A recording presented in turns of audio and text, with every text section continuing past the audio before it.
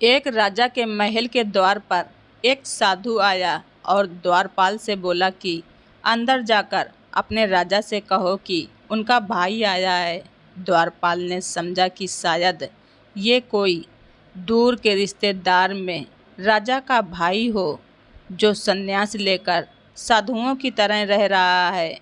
सूचना मिलने पर राजा मुस्कुराया और साधु को अंदर बुलाकर अपने पास बिठा लिया। साधु ने पूछा, कहो छोटे, क्या हालचाल हैं तुम्हारे? मैं ठीक हूँ, आप कैसे हो भैया? राजा बोला। साधु ने कहा, जिस महल में मैं रहता था वो पुराना और जर्जर हो गया है, कभी भी टूटकर गिर सकता है।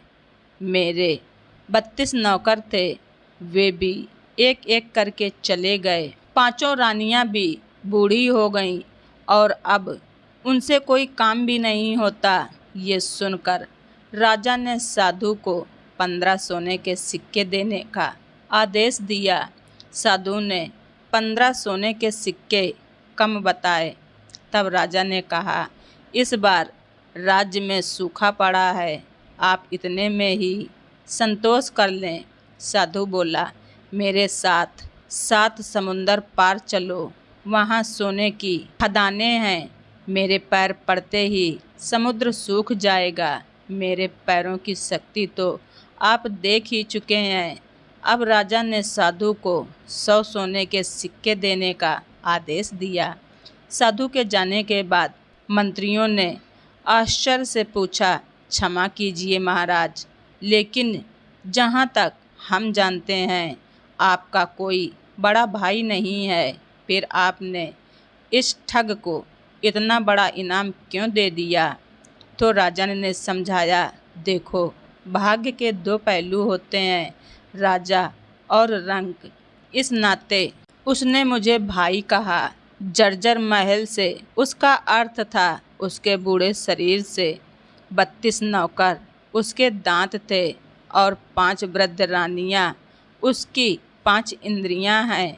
समुद्र के बहाने उसने मुझे उलाहना दिया कि राजमहल में उसके पैर रखते ही मेरा राजकोष सूख गया, क्योंकि मैं उसे मात्र 15 सिक्के दे रहा था, जबकि मेरी हैसियत उसे सोने से तौल देने की है।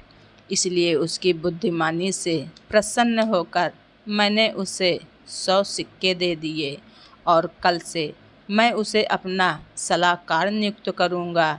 दोस्तों, इस कहानी से हमें क्या सीख मिलती है? किसी व्यक्ति के बाहरी रंग रूप से उसकी बुद्धिमत्ता का अंदाज़ा नहीं लगाया जा सकता। इसलिए हमें सिर्फ किसी के खराब कपड़े पहनने या देखने में अच्छा नहीं है, इसके बारे में गलत विचार नहीं बनाने चाहिए, क्योंकि क्या पता वो किस परिस्थिति का शिकार हो, लेकिन उसकी बुद्धिमत्ता ज़रूर देखनी चाहिए।